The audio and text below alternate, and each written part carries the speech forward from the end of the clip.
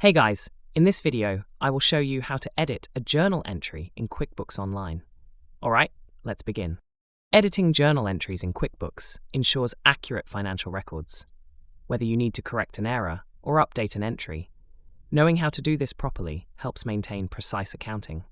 First, log into QuickBooks Online and access the Transactions tab.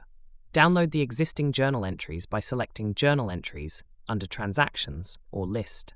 Use the search filters to locate the entry by date, type, or journal number. Next, export the journal entry. The exported file will be in Excel or CSV format. Open it in a spreadsheet application like Excel or Google Sheets. Locate the specific journal entry you want to modify by searching for the date, entry ID, or description. Make the necessary changes and save the file in CSV format. Now, re-import the edited entry.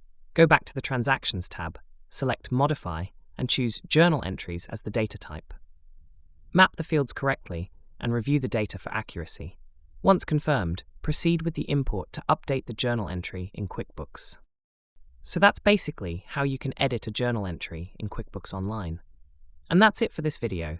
If you find this helpful, consider subscribing and giving this a big thumbs up. Thanks.